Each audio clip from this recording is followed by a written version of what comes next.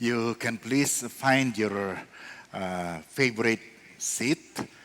And at the same time, inihingi ko po na manalangin kayo para sa akin, para sa inyong sarili.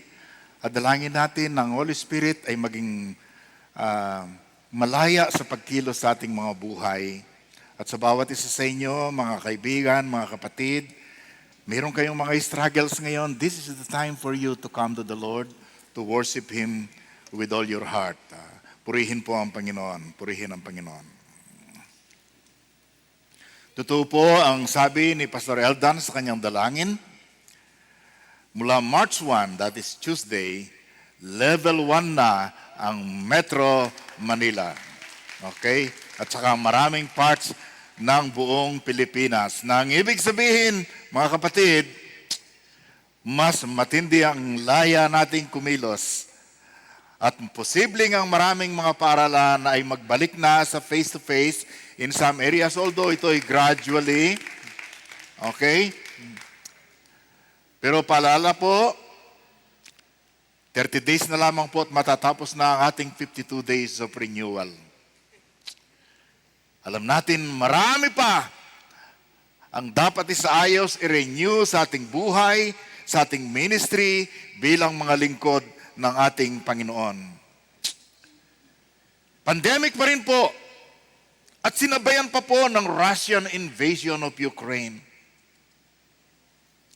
Pero alam ko po, sa mga krisis na katulad nito, merong lalabas na bida, merong lalabas na mga kontrabida. There will be heroes, there will be heels. Some people will shine as stars. Others will work to darken the atmosphere. Ilang linggo po bago nung mag-gather na po ang 100,000 Russian soldiers sa boundary po ng Ukraine at saka ng Russia, nagsimula ng maghanda ang mga taga-Ukraine. At ang isang picture na bumihag sa atensyon ng maraming mga tao sa mundo ay ang picture ng babaeng ito. Si Valentin Konstantinovska, isang lola sa tuhod. 79 years old. Nag-training siya, hawak po ang isang powerful weapon, rifle, AK-47. Kaya sabi po niya, kasi iniisip lang natin sa mga lola, ay tagaluto ng mga pagkain sa kanilang mga apo. Ine-enjoy sila, di ba? Hindi ka makakita ng lola na nagpa-picture ng ganoon, na nagte-train kung paano bumaril. At ang sabi niya, even your grandmothers and your mothers will do it too. Bagamat inamin niya bandang huli, medyo madali nang manghina ang katawan ko at sumasakit ng likod ko, ni hindi ko alam kung kaya kong iputok ang baril na to. Pero siya naging bayani, naging viral sa Twitter at saka ibang social media. She became a star sa loob ng ilang araw na napanood natin at nabasa natin. Kaya sabi ko po, sa mga krisis na katulad nito, may lalabas na mga bituin na sobrang ningning. May mga bituin na parang walang ningning. Tingnan po natin ang Philippians chapter 2. Ang sulat ni Apostle Paul sa kanyang favorite church sa Philippi. Kung anong sinasabi niya rito, ukol sa mga bituin, at kung paano sila magniningning. Do everything without grumbling or arguing. First part pa lamang verse, mukhang may tama na, no? So that you may become blameless and pure, children of God, without fault in a warped and crooked generation. Then, you can read that one. Then, You will shine among them like stars in the sky. You will shine among them like stars in the sky as you hold firmly to the word of life. And then I will be able to boast on the day of Christ that I did not run or labor in vain. Na kayo'y magniningning sa kalangitan na parang mga bituin. Bilang pong mananampalataya at tagasunod ng ating Panginoong Yesus, tayo po yung liwanag ng sanglibutan, ang sabi ni Lord Jesus. Wala siyang ibang inaasahang magliliwanag kundi kayo. You are the light of the world. And we must shine like stars. We must shine like stars. And what are the ways to shine in this world? Ano bang iba't ibang paraan kung paano ang anak ng Diyos ay magniningning na parang bituin sa kalangitan? Sabihin mo nga sa iyong katabi, you are a star.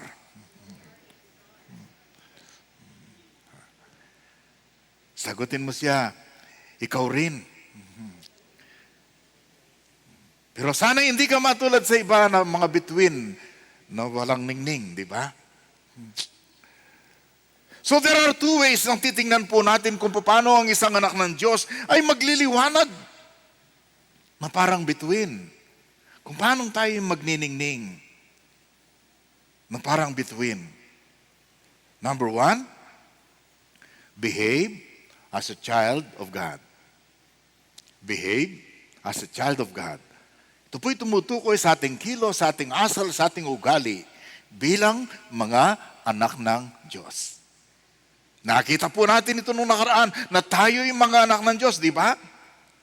Sabi niya, do everything. Children of God without fault in a warped and crooked generation.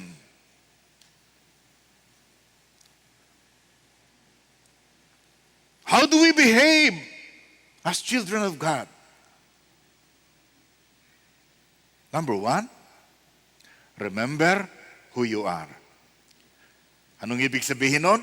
Huwag mong kalilimutan, don't forget kung sino ka. Sa gitna ng krisis, ng mga kaguluhan, ng mga nakalilitong pangyayari, ng pag-atake ng ating kaaway, don't you forget this. You are a child of God. Anak ka ng Diyos, kaibigan, kapatid. Children of God, ang ginamit na salita ni Apostol Pablo, upang kayo'y maging mga uliran na anak ng Diyos. Ngayon pa, kaibigan, kapatid, mag-decide ka na kung paano mo i-define ang buhay mo. Ayon ba sa pamantayan ng sanglibutan o ayon sa pamantayan ng Diyos? Decide that your status and identity as the child of God, yun ang foundation dapat ng buhay mo. Yung pagkakilanlan sa iyo bilang anak ng Diyos, yun ang dapat maging pundasyon ng ating buhay sa mundong ito. Hatulan mo lahat ng bagay ayon sa iyong pagiging anak ng Diyos, hindi dahil sa sinasabi ng ibang tao. Bilang anak ng Diyos, alam mong ikaw ay pinatawad na sa iyong lahat ng kasalanan. Amen? Bilang anak ng Diyos, alam mong ikaw ay pinawalang sala. Bilang anak ng Diyos, alam mong ikaw ay pupunta ng langit. Bilang anak ng Diyos, alam mong ikaw ay nasa kaharian ng Diyos, nasa pamilya ka ng Diyos. So, sa gitna ng mga problema, mga kaibigan, huwag mong kalilimutan. Kahit anong mangyari, kahit kailanman, saan man, huwag kalimutan ang tunay na katatayuan. Anak ka ng Diyos ng pag-ibig at makapangyarihan. Don't you forget that. Pag tayo'y binabayunan ng kaaway sa kaliwat kanan, sa harap natin, sa likuran at may problema, huwag mong kalilimutan. Ikaw ay anak ng Diyos. Ikaw ay pinatawad. Ikaw ay nilagay ng Diyos sa mundong ito para sa kanyang natatanging layunin para sa ating mga buhay. Gusto ko po sinabi ni Philip Yancey. Ang inimagine niya, ang sabi niya ganon. Halimbawa, ikaw ay, tayo ay may kakayahan na Magkaroon ng paningin na walang limit. Oh, of course, ngayon may limit tayo. Bagamat 2020 vision ka, alam mong sa likod mo hindi mo nakikita, doon hindi mo nakikita, pag malayo hindi mo na nakikita. Halimbawa, walang limit. Kita mo kahit malayo. Sabi po ni Philip Yancey, if you have unlimited vision, pwede mong hawakan ng isang karayom. At ilagay mo sa bandang kanan at tumingin ka sa sky. Okay? At makakakita ka ng 10,000 galaxies. Ilagay mo sa bandang kaliwa, makakakita ka ng 10,000 galaxies. Ilagay mo sa bandang harapan, ilagay mo sa banda rito, you will see 10,000 more galaxy. At ang bawat galaxy na to, mga kaibigan, ay mayroong 100 o 200 billion na mga planeta.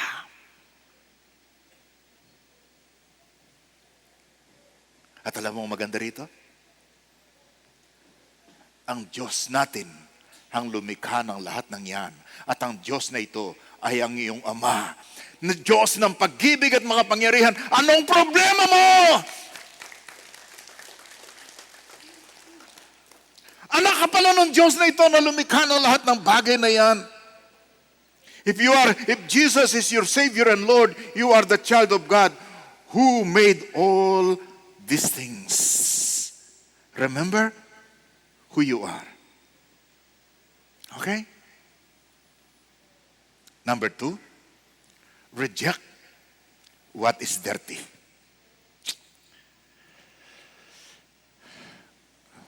Talikuran mo, tanggihan mo, ang anumang bagay na marumi.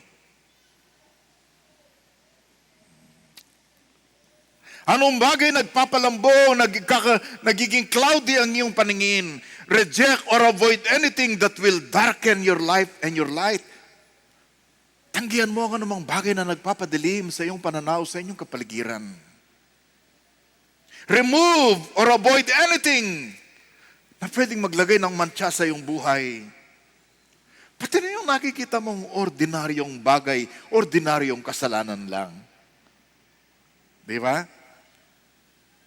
Sabihin niyo, Pastor, ano ba naman yan? Pati ba yan kasalanan? Hindi po ako nagsabi nun. Tingnan po ninyo, okay? Alisin at iwasan ang anumang mansa na dala ng kahit ordinaryong kasalanan. Ano po yung ordinaryong kasalanan na sinasabi natin? Ang sabi po sa unang bahagi ng verse, do everything without grumbling or arguing. Gawin ang lahat ng bagay nang walang pagrereklamo at pagtatalo. Sabihin niyo, Pastor, kasalanan ba yan?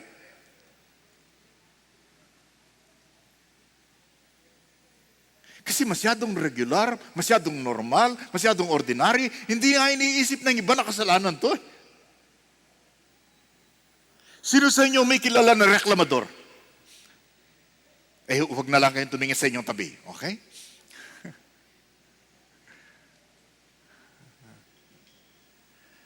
Sino sa inyo may kilalang ang hilig makipagtalo? Lalong-lalo na sa politika, no? Ang tamad namang magbasa. Diba?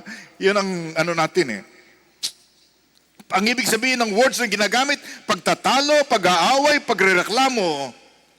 Yung pagtatalo ay meron ng kinalaman sa gusto ng, sige nga, punta tayo sa West. Yung iba, hindi nga makapunta sa judge. Pumupunta naman sa Facebook. Pinapa-judge nila ang ibang reader sa kanilang kasalukuyang problema.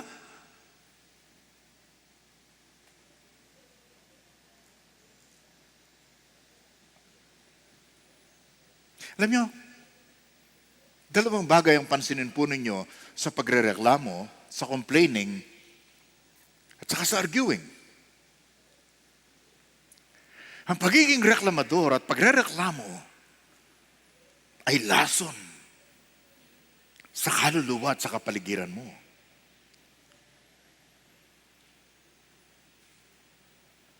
Napakaganda ng buhay nyo, hindi nakakita ka ng negative na bagay at pinansin mo at inulit mo, lahat pinapansin yon, and then nalason na ang kapaligiran.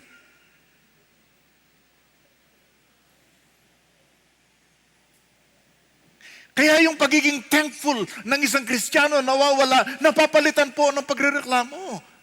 Dapat ang sabi ng Biblia, in everything, give thanks. For this is the will of God for you in Christ Jesus. Pangalawang bagay po, ito po yung kasalanan na nagbibigay ng matinding mantsa at kasiraan sa buhay ng mga anak ng Diyos sa Old Testament. Kung kayo po yung nagbabasa ng Old Testament, sa Pentateuch at least, Diyos ko, ang number one na kasalanan ng mga Israelita na pinalaya ng Diyos mula sa pagkaalipin sa Ehipto, ano? Pagrereklamo. Nung maharap sa Red Sea, ano? Dinala tayo rito para mamatay? Pagtawid nila, pagkatapos mag-celebrate, napansin nila kulang ng tubig. Dinala ba tayo rito para mamatay sa uhaw? Nung ginugutom sila, binigyan ni Lord ng hot pandesal every morning. Pagkatapos ng ilang araw at ilang buwan, ang sabi nila, puro na lang ba pandesal?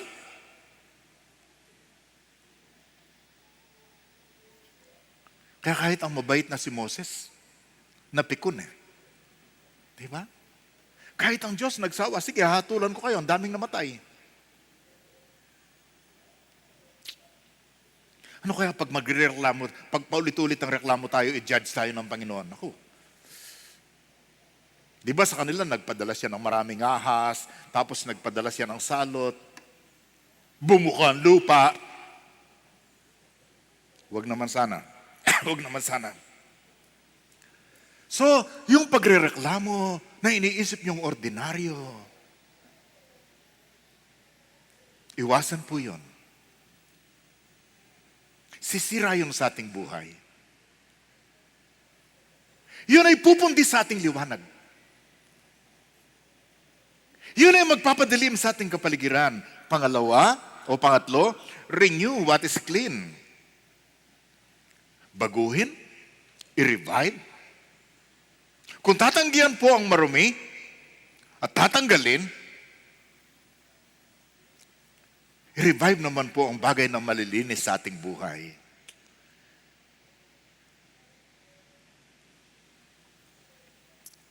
Yung pure, yung unpolluted, yung uncontaminated. Kung may inaalis, dapat may inaayos. Diba? Ang sabi po sa verse na yan, sa verse 15, so that you may become, number 1, blameless. Number 2, pure. Number 3, without fault. Sa Tagalog, ano pong sabi? Gawin ninyo ang gayon upang walang anumang maipaparatang para maging dalisay. Parang buhay niyo walang dungis. Pag sinabi pong blameless, ano po yung tatlong kalidad na kailangan natin? Upang tayo maging pure, maging dalisay sa harap ng Panginoon. Una, blameless. Pangalawa, pure. Pangatlo, without fault. Ang ibig pong sabihin ng blameless, hindi ibig sabihin perfect. Hindi ibig sabihin walang kasalanan. Ang ibig lang sabihin, kung titingnan ka ng sanglibutan, wala silang pwedeng ilagay na accusing finger sa'yo dahil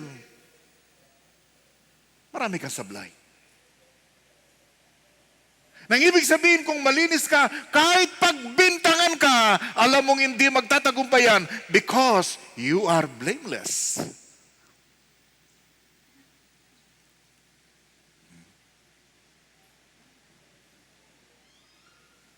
Pangalawa, pure, dalisay. Kung gatas ito, talagang gatas.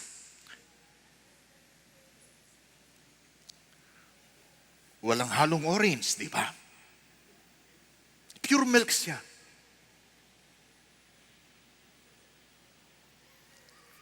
Kung bumili ka ng gatas ng kalabaw, hindi nyo na alam yon mga kabataan. Kami lang nakakalam noon. Binili mo sa labas. tiyak mong kilala mo yung nagbebenta sapagkat hindi nahaluan ng tubig. It's pure. Kung ito'y metal, walang halong pundido. Si Brother Eliazar na lang magpaliwanag kung ano yun eh. Pag ang metal may halong pundido, pag ginamit mo, nababali. Kailangan ang buhay natin ay pure, dalisay, upang makikita nila walang kapikian ang taong ito. Tunay siya. Authentic. At yung salitang without fault o walang dungis ay ginagamit ito sa mga tupang inihahandog sa Diyos. Kailangan walang kapansanan. Kailangan walang sugat. Kailangan walang sakit. Sapagat ang bagay na katanggap-tanggap lang sa Diyos ng mga inihahandog na tupa ay yung walang dungis. Nang ibig sabihin sa harap ng tao, walang maipaparatang sa atin na pwede silang magtagumpay. Sa harap ng ating sarili, tayo'y dalisay, wala tayong dapat itago. Sa harap ng Diyos, alam niya, tayo'y walang dungis sapagkat naging malinis tayo para sa Kanya. Iyan ang buhay na nagliliwanag sa harap ng Panginoon. Di pwedeng sabihin ng sanglibutan, ay medyo malinis lang yan sa harap ng iba, pero maraming tinatago yan. Di ba?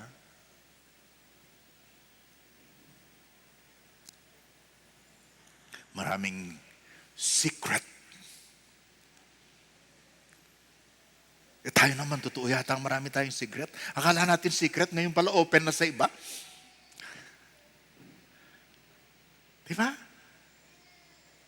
Kaya kung minsan kahit anong gawin natin, bakit hindi makamove ang Holy Spirit? Parang ayos naman ang nakikita ng iba. Ayos ang nakikita ng iba. Pero,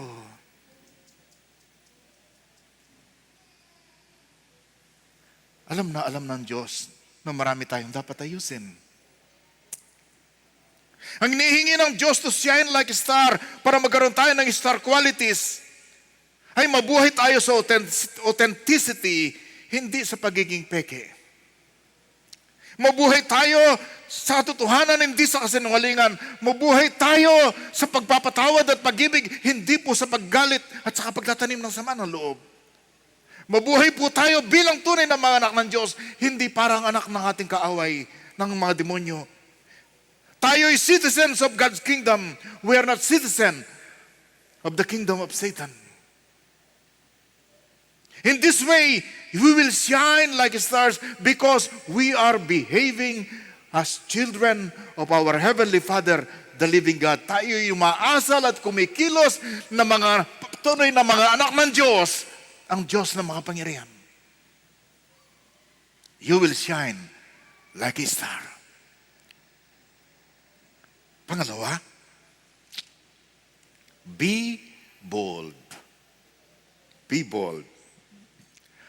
As commissioned by God. Be bold as commissioned by God. Ang ibig sabihin nito,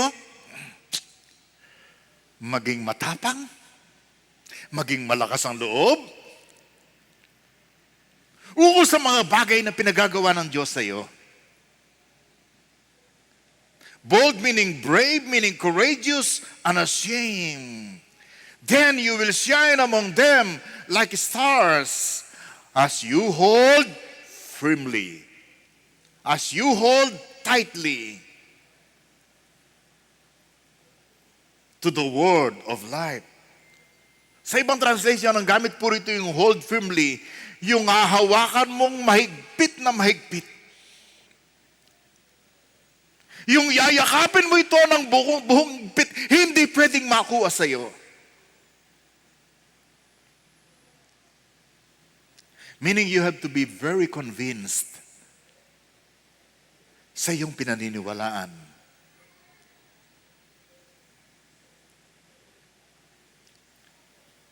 So ang una po rito ay, bago ka maging bold sa iyong commission, kailangan maging bold ka sa iyong conviction.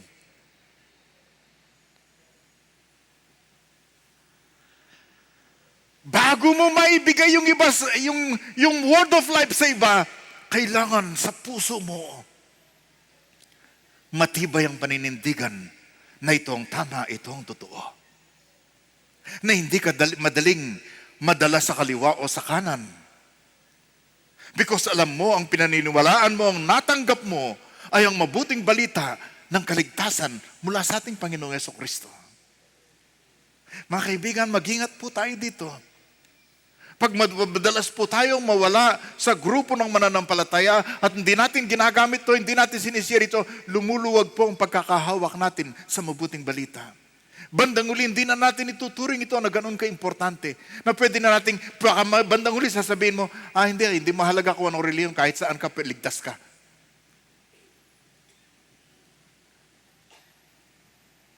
Hold firmly, bold in conviction. Sino po sa inyo nakarinig na sa pangalan ni Stephen Curry?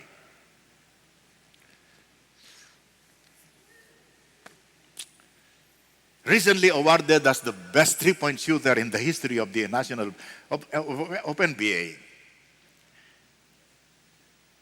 And he did that in few seasons. Alam po natin na meron siyang style. Pag nakapag-shoot pa, para maalala niya kung saan galing kanyang galing, gaganyan si Rito. Di ba? Pagpupuri sa Diyos. Pero alam ba po ninyo, bakit napunta siya sa Under Armour? Bilang taga-promote nila. Bakit hindi sa Nike? Marami pong kwento. Number one, ang Nike hindi siya pinahalagaan. Hindi siya tinuring na valuable. Ang liit ng kanilang offer. Pero meron po siyang isang request. Na sumelyo, bakit hindi siya pwede doon? Ang request po niya, yung kanyang favorite verse, ilagay sa gilid ng shoes na kanyang dadalhin. Ano po yung verse na yon? I can do all things. Yung Philippians 4:13. Ayaw ng Nike. So silyado na, lumipat siya sa Under Armour. Paglipat po niya sa Under Armour, dati number 10 lang Under Armour sa mga sikat po na sportswear, naging number 2 kagad. They lost a big time person na pwedeng mag-promote sa kanila. Nanindigan po si Steph Curry, si Tim Tebow. Alam niyo ang kwento niya, di ba? Missionary sa Pilipinas ang kanyang mga magulang. Nung pinagpe-pray sila na magkaroon ng anak, nagbuntis ang kanyang mother, problema, nagkaroon siya ng sakit. Sabi ng mga doktor sa Pilipinas, kailangan i-abort para maligtas ka.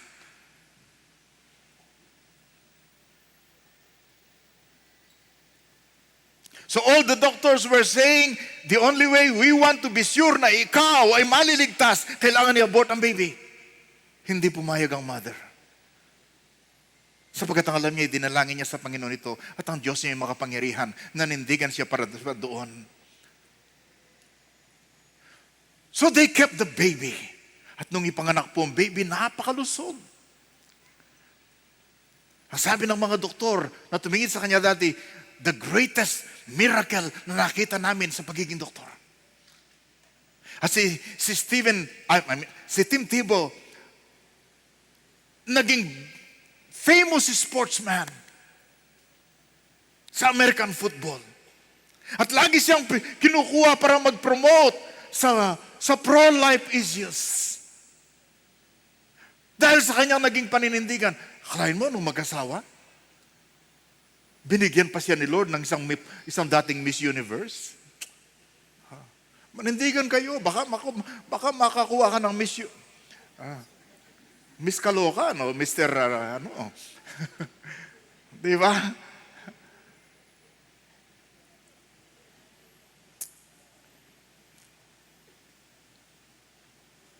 Alam po ba ninyo na sa World Watch List ng mga bansa na matinding pag-uusig sa mga Kristiyano? Sabi nila more than 360 million Christians live in places nang hirap maging Kristiyano.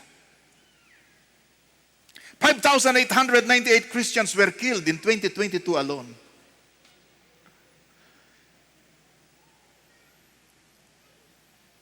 5,110 churches and other Christian buildings were attacked. The top 5 countries na mapanganib mabuhay bilang isang Kristiyano, Afghanistan, dati number 1 laging North Korea. Pero ngayon, dahil sa nangyari doon, Afghanistan, North Korea, Somalia, Libya, and Yemen.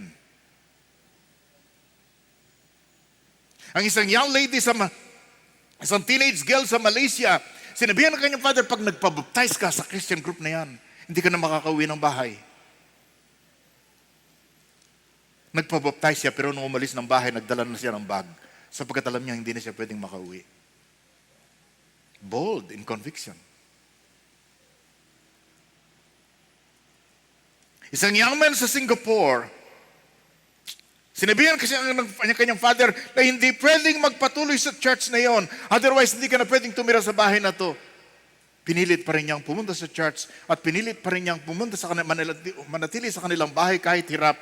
Ang layunin niya, sabi niya, pag umalis ako doon, sino pang magiging witness sa aking parents? Bold in conviction, mga kaibigan. At narito po ang message ng President ng Southern Baptist Seminary sa Kiev, Ukraine. Anong gagawin ngayon ng church? Nalulusob ng Russia na alam nating komunista. The church will go underground. Nung panahon ng Soviet Union, nang hawak pa kami ng Russia, underground ang church. The church did not forget what it means to be persecuted. We will rearrange, reorganize, and do what we always do. Preach the gospel. Suppose hindi matapos ang pandemic. Sasabihin ba niya, ay, salamat, puro na lang online. Bandang huli, nalamig ka naman.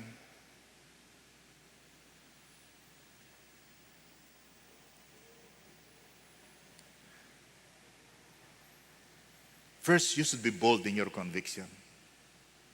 Hindi ka basta matatangay ng sinasabi ng iba. Pangalawa, you should be bold in our commission. Kailangan matapang tayo at courageous na gawin ang pinag-uutos ng ating Panginoon. Ano po yun?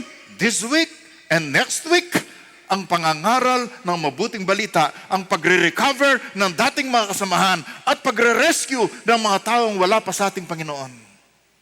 Yun ang Great Commission po natin sa panahon na ito. Kasi po yung salitang hold fast or hold firmly sa ibang translation ay as you offer them the message of life. Parang sinasabi rito, yung mabuting balita, yung word of life, hindi mo lang siya hawak. Kailangan ihandog mo rin. Hold firmly to it. Panindigan mo to. Pero ibigay mo rin sa iba. Tamang-tama sa prinsipyo natin sa Zion, di ba? First, you have it, and then you give it. Because you cannot give what you don't have. Now that you have it at talagang naniniwala ka, kaibigan, you offer it boldly. Sa Tagalog ang sabi, habang pinahayag ninyo ang salitang nagbibigay buhay.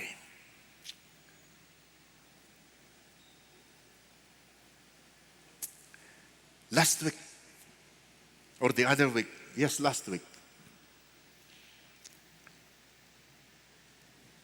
the star of the week.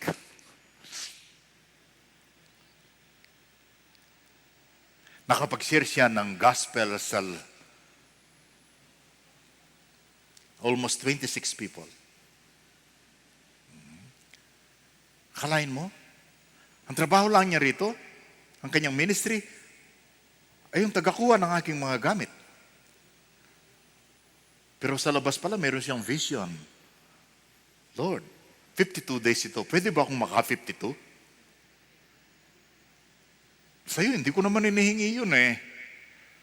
Pwede bang sa 52 days makaisang recovery ka? At magkapag-share ka sa dalawa? At ma-invite mo sa Sunday,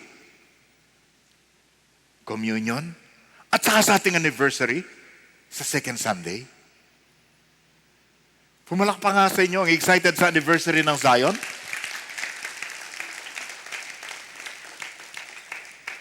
Ito po isang panawagan it is a call to shine like a star sa isang madilim na bahagi ng ating sanglibutan. Anumang kinalalagyan mo ngayon, may problema ka, may crisis ka, that is an opportunity to shine like a star in a dark environment na kinalalagyan natin. Sabi, be children of God without fault in a warped and crooked generation. Sa isang liko, makasalanang madilim na sanglibutan, dapat ikaw isang bituing, sobrang ningning.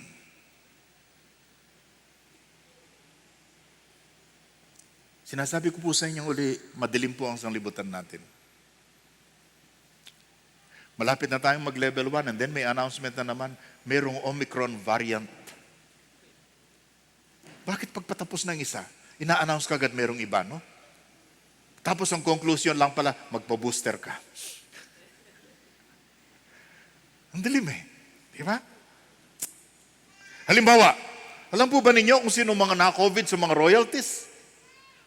Queen Elizabeth, Prince Charles, Queen Margaret of Denmark, King Felipe VI of Spain, Princess Yoko of Japan. And then kasama na dito ang mga presidente at mga prime minister. That is si Donald Trump, di ba? Si Boris Johnson ng Britain. Si Merkel ng iba-iba. Ang asawa po ni Justin Trudeau ng Canada. Sa mga artista, alam natin. Pati sila Tom Hanks at saka ang iba't iba pa. Nang ibig sabihin, madilim sapagkat mapanganib. Mga pastor na COVID at saka pastora.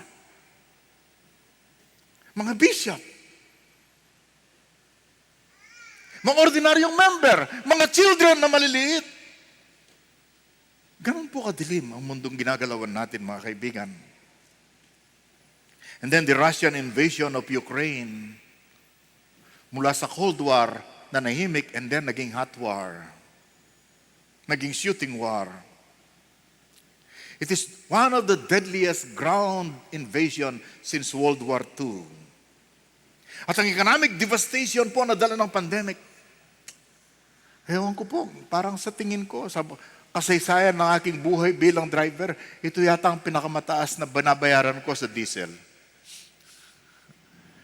57, 58, 59. Mukhang lalala pa no?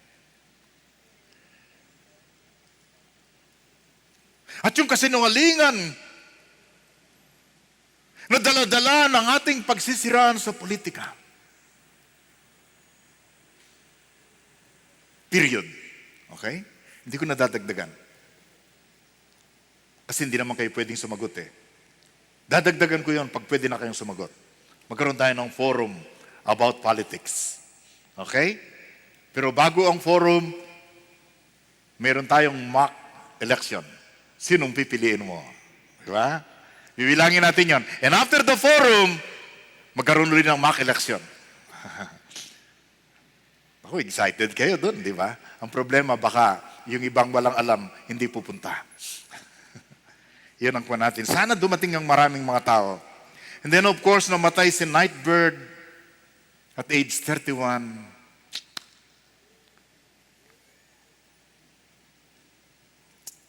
Ito po yung mundo ng sakit at kamatayan, ng kasinungalingan. At yung ibang trabaho nila yung magsinungaling. Yun po mga trolls. Ang trabaho po niya magsinungaling eh.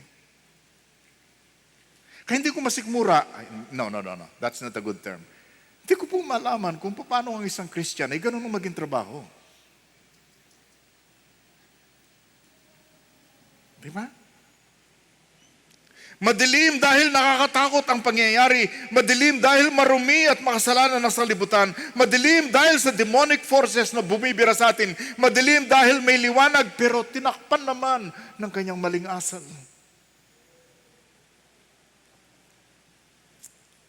Madilim sapagkat may mga bituin pero wala namang ningning. Madilim sapagkat yung ibang mga Kristiyano sa halip makatulong, hindi na nga nakakatulong, nakakasira pa. Kaya gusto ko po yung panawagan ng isang leader galing po sa Ukraine, ang panawagan po niyo for prayer. Na ganito po sinasabi ng kanyang panawagan sa prayer na yon. Yun ang screenshot. We are appealing, dear brothers and sisters from different parts of the world. Kami po nakikiusap sa inyo sa panahon ng kadiliman. Para sa atin, sabi niya, napakadilim po ng ulap sa aming lugar dahil sa mga pagsabog sa paglusob ng Russia. Then it continued, tonight, the elite special forces of Russian Federation, along with the Chechen Muslim, yung separatist group po nila, will storm one of the most ancient and beautiful cities in the world, the spiritual capital of Eastern Europe, the city of Kiev. Everyone who can hold a weapon has risen to defend the capital, including students, school children, and even retired. Tonight and tomorrow, sabi niya, will be crucial. Everything that the entire civilized world believed in and built up thus far is at stake. With tears in our eyes, we ask you, regardless kahit anong oras dyan, to spend all of this time fasting and praying to God. Pray that the Lord will protect us from the individuals who want to mock the faith and the truth of God. Kaibigan, salamat wala kayo sa Ukraine. Pero sa panahong ito, bilang Kristiyano, we are all Ukrainians. Halin na madali. Yung pumunta ka sa Ukraine para makipanalangin, o mag-witness ka lang sa iyong kaibigan, sa iyong kapitbahay, sa ibang mga tao this week. And then maganyaya ka sa Sunday at dagdagan mo ang i-invite mo sa ating anniversary sa March 13. Pag ginawa natin yon, we will shine like stars. We will recover. We will rescue many people. And then sabi ni Pastor Pablo, and I will be able to boast on the day of Christ na hindi pala naging walang kwenta ang aking pagsusumikap. My brothers and sisters, pwedeng tumayo tayo.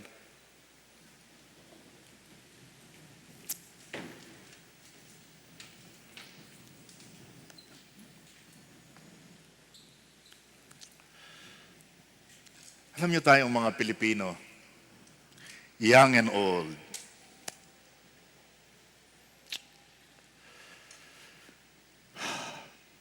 halos pareho tayo ng hilig eh. Kausap ko yung isang leader natin, young leader natin minsan. Yun na meron kaming napanood ni Pastora, sabi kong ganon. Isang series, tinapos namin excited next. Ano pong title, Pastor? Tapos binanggit ko, ay tapos na po ako dyan, Pastor. Sabi ko, di ba bitin? Sabi niya, hindi po, Pastor, may season 2. Alam niya yun eh. Kaya ko nasabi yun, parang pare-pareho tayo ng hilig. Alam pong isang hilig natin na hindi maganda? Masyado tayong naka-fix sa mga sikat na mga tao, sa mga star. O alam ba rin yun, naging bilyonaryo na siya? O alam ba rin yun na ganito? O alam ba niyo, ikakasal na si Yoon Bin at saka si Son Ye Jin?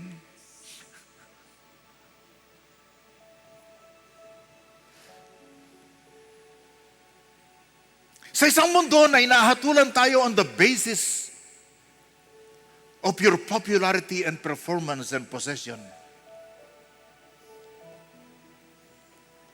Akala natin silang star. Pero hindi po totoo yun. Alam niyo kung bakit na-star sila? Tanangin mong isang businessman na bumagsak. Sasabihin niya sa'yo, walang kwenta. Tanangin mong isang athlete na dating sikat, ngayon laos na. Sasabihin niya sa'yo, walang kwenta. At tanungin mo ang pamilya ng lahat ng tao, mga sikat, at pagkatapos Tapos namatay sila. Bandang huli ang kanilang pag-aari ay 6 square feet. Doon lahat ang punta. Pero alam nyo, pagkasama kayo sa campaign na to, you are bold sa iyong pananampalataya at pagsishare ng gospel. Mangyayari sa iyo ang sinabi po ni C.T. Studd, only one life will soon be past. Only what's done for Christ will last. Kaibigan, ialay mo ang buhay mo sa isang bagay na mananatili magpakailanman, hindi matatapos ng kamatayan at ng libingan. At yun ay ang paglilingkod mo sa Panginoon. Sa campaign na ito, mag-alay ka ng mga kaluluwa para sa ating Panginoon. Palakpakan natin ang ating Diyos.